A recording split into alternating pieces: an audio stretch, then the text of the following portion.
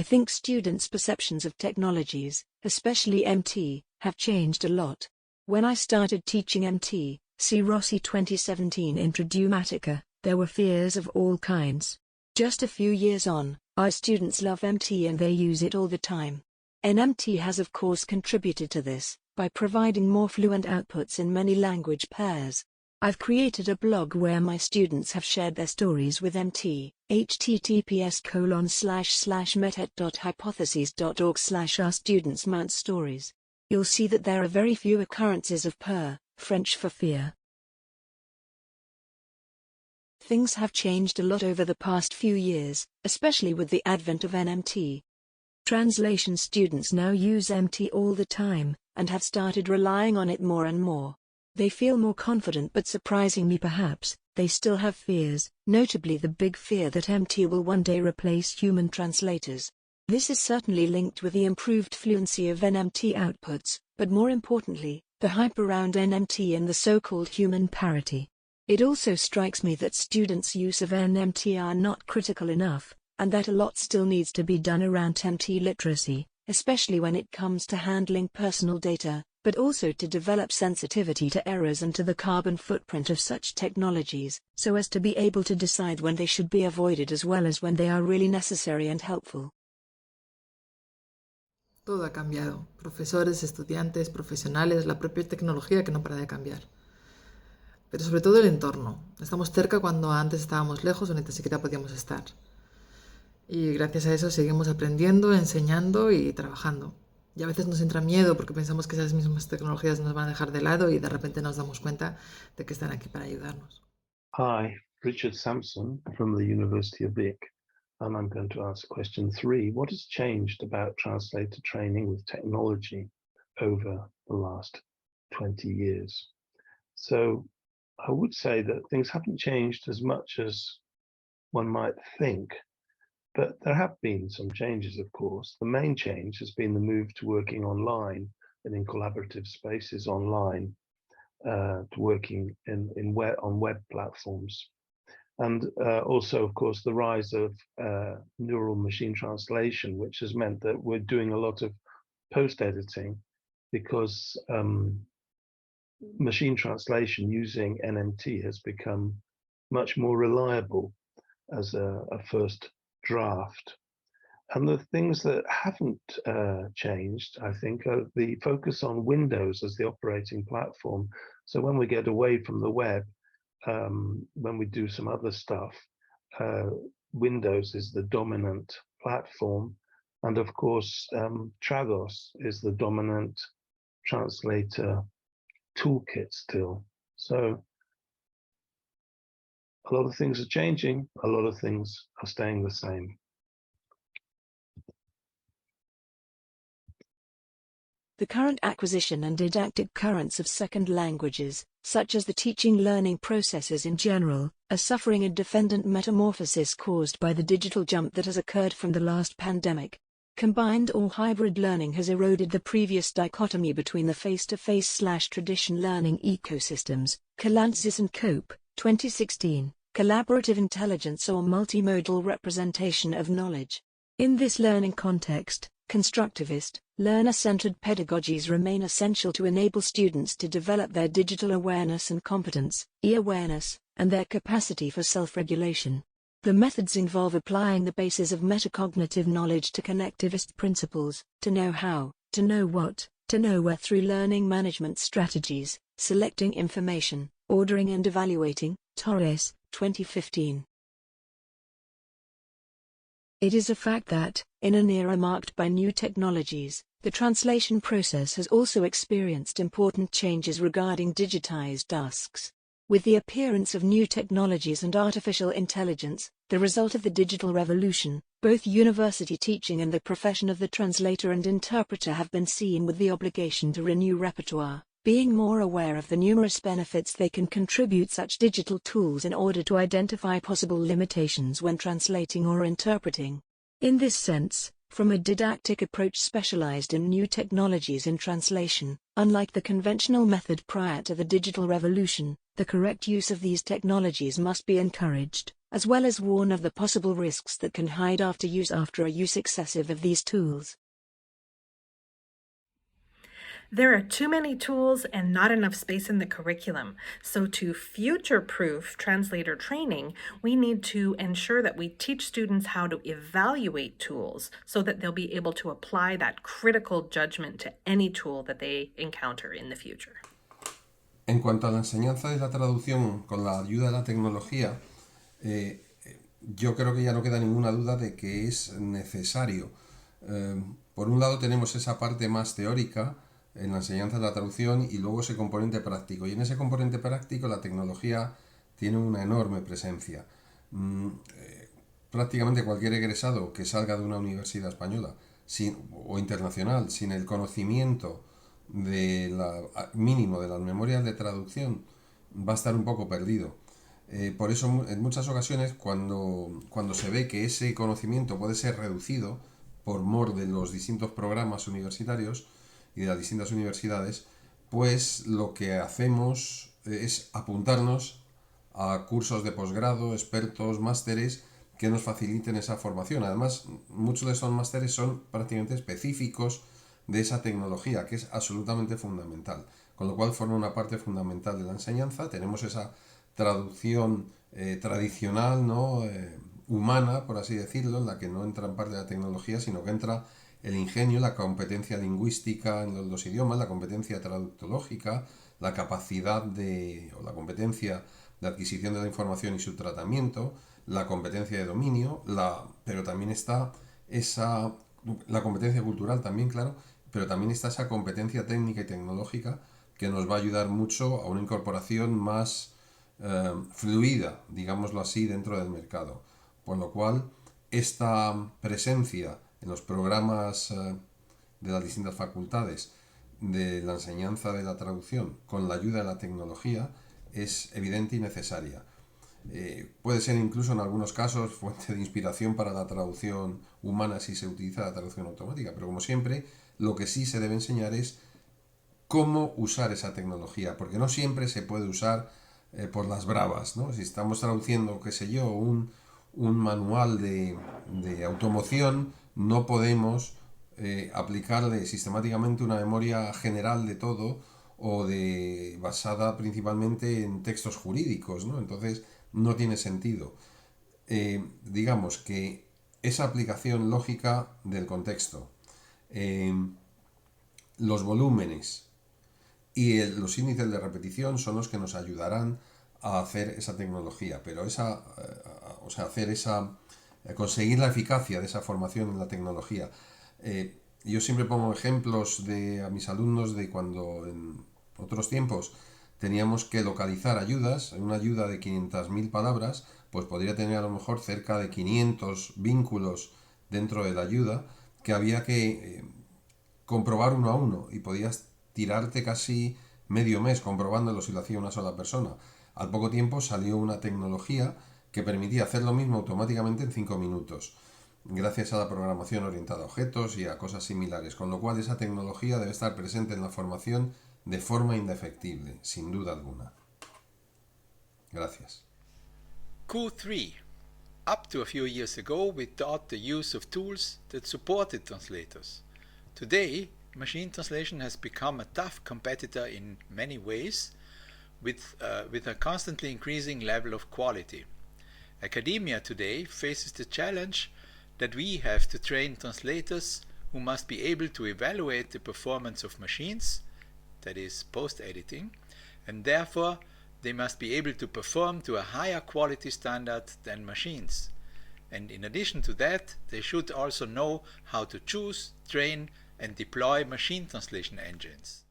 Those who have been working around the world of translation for some years have been fully aware, and we are grateful for the help of the role of technologies in the translation process. Of course, the emergence of technological resources has also modified the way to teach how to translate, mainly when we have free resources and available to students. And we can cite the most basic tools such as digital dictionaries, terminological research, assisted and automatic translation tools, or applications for subtitling audio-visual texts. On the other hand, The use of these tools requires students to be able to evaluate them to see if they are suitable for solving the needs in each context. In this sense, we are starting to introduce post-editing content in classes because we have no doubt that post-editing is the future and that technologies increase the productivity of translators. Creo que ha habido un gran avance porque ya hay docentes que al enseñar traducción integran también el uso de las herramientas TAO, por lo que de esta manera el alumnado tiene una experiencia lo más real posible a lo que hará luego cuando empiece a trabajar profesionalmente. Bueno, yo creo que hoy por hoy enseñar a traducir también tiene que incluir la fase de enseñar a usar los recursos que tenemos a nuestra disposición, no solamente las herramientas de ayuda a traducción, que pueden ser difíciles de dominar, pero son una gran ayuda, memorias, recursos online, terminología, traducción automática. Yo creo que hoy es necesario integrarlo en el proceso de aprendizaje porque se va a usar. ¿Qué no ha cambiado? Yo diría que al final es el traductor el que pone la palabra precisa y que pone el alma y el que asegura la calidad principalmente. El tema de intentar asegurar la calidad, eso no ha cambiado ni creo que cambie en los próximos años. Va a seguir así. I think that what has changed is that trainers focus now more on how to work with technology rather than teaching the use of technology itself. That is to say, there has been a focus on the use of translation technological skills for translation and project management. There are so many tools out there, CAT tools, TMS, MT, that it is crucial to develop students' critical use of these tools. When are they irrelevant? How to decide, consequences on the translation workflow. The development of student projects/simulated translation bureaus/skills lab reveal such an approach, I would say. Since the appearance of online dictionaries, mono, bi or multilingual, concordances and language corpora, the advent of free and open access NMT heralds one of the most important steps forward in terms of translation tools that have a positive and practical impact on the translation process. It not only potentially facilitates a draft version in a matter of seconds, but more importantly a draft version that is worth editing to produce a professional product. Furthermore, the improvements in the engines that I have experimented with for the last couple of years clearly indicate they still have a future in a world where yesterday's technology is often museum fodder. All of this underlines that fact that NMT has to be incorporated into classroom translation activities to prepare students for, and make them competitive in, the professional world. So, for me it's more a question of how rather than why. I have to point out that I work with either the Catalan English or Spanish English language pairs, and the engines we have worked with generally produce an output that is well worth editing. However, colleagues who work with other language combinations, for example, French-English, have found that the raw output is often quite poor and at this point would not use this technology, except to point this out. There is, of course, the question of text type or genre, but this is not the context to go into detail on this aspect. What has not changed from a general perspective, is the need to develop critical translation skills from novice to professional, and technologies such as NMT cannot, nor are designed to, do this. In this respect NMT can give the novice the false impression that their input is mainly limited to post-editing the output at a superficial or formal language use level, and this we have seen more clearly in the inverse translation classes where students are expressing themselves in their B language and are more likely to make lexical or morphosyntactic mistakes. As a final consideration, and strictly within the context of the FTI, a forum is needed in which all those teaching translation can participate and share their experience, recommendations and misgivings about incorporating NMT into translator training. From my point of view, what is not changed is that the formation of the translator must include the achievement of a deep knowledge of the different languages of work. This linguistic knowledge includes pragmatic, textual, grammatical and lexical, but also cultural elements. Only having acquired this knowledge the future translator will be able to translate in a coherent and appropriate way. Having said that, The didactics of translation and the languages involved in this translation process have changed a lot because new technologies, in the same way that they have revolutionized our daily lives, have also transformed our classes and our students. New technologies have changed the way of teaching translation and languages because they have provided new tools that expand the range of possibilities when it comes to designing, carrying out and evaluating tasks and activities, leaving aside that some of these tools are part of the translator's day-to-day, dictionaries, databases, TAO, etc., and that, therefore, he must also have a good knowledge of them. The tools I am referring to are forums, blogs, wikis, the Moodle workshop, e-portfolios, etc. Even WhatsApp is currently used as a pedagogical tool. Obviously, all these instruments continue to be at the service of pedagogy because they are not in themselves the goal of teaching translation and languages, but they encourage reflection and the social dimension of learning. On the other hand, of all these new technologies, automatic translation is the one that catches my attention the most. I think that it is an element that cannot be ignored and that can also be used as a pedagogical tool, for example, to make comparisons between human translation and translation made by a machine. In this sense, post-editing can be a very interesting didactic practice given that only a student with good linguistic knowledge, in the broad sense of the term I mentioned above, can carry it out correctly. Finally, I would like to end this short contribution by mentioning that the use of new technologies has also had a significant impact on the evaluation of translation subjects. During these 20 years, this has gone from being, in many cases, a paper test with dictionaries to being a continuous assessment where the use of online resources is fully supported with the aim of getting closer to reality and in the context of the professional translator.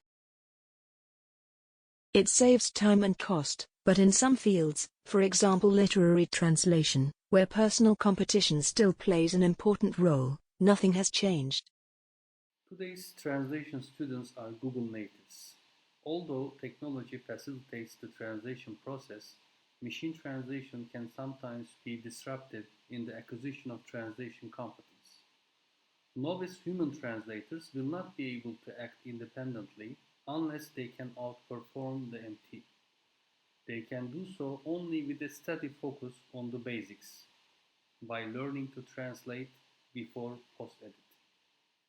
I think it is more important than ever the need to work with an overall vision of technology, understanding translator activity as a process that places the professional translator in the center.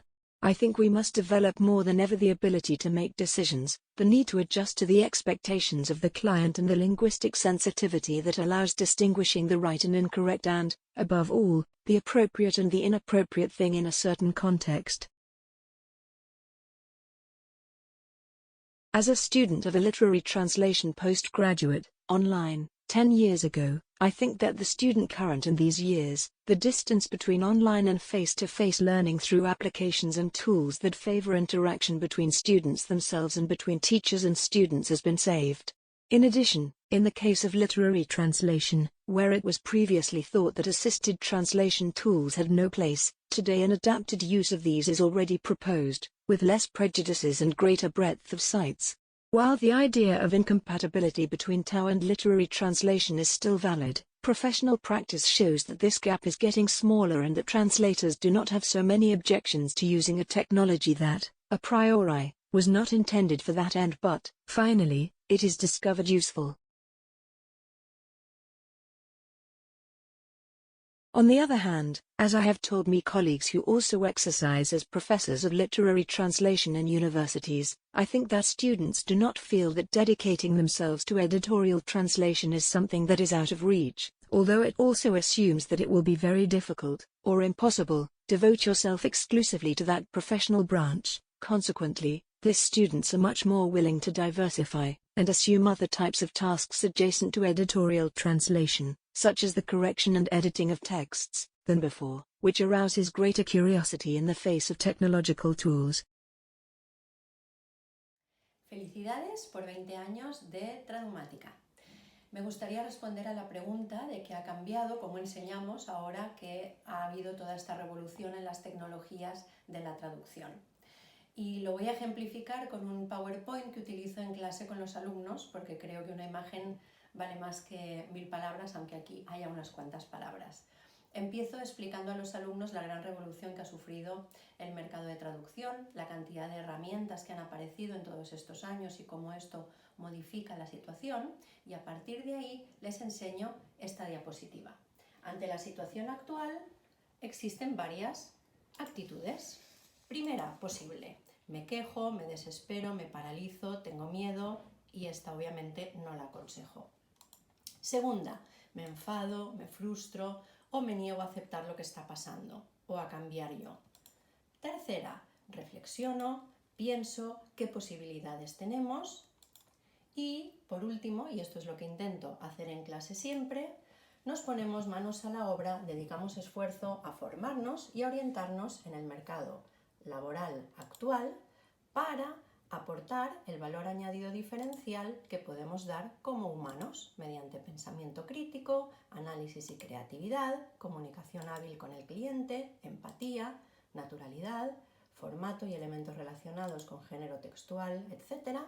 Revisión final exhaustiva para garantizar que no hay errores. Y espero con esto haber respondido a la pregunta. Muchas gracias y feliz aniversario. What has changed is that before people did not use technologies or computers. Today, there is no translation that is done without technology, computer. Technology has radically changed how to translate. Technology has allowed to increase productivity and also acquire documentation faster. Currently, a specialized translation can be made more rigorous than before. However, common sense and linguistic quality must be applied to the result. The soul, the authentic sense, of the translation does not provide technology.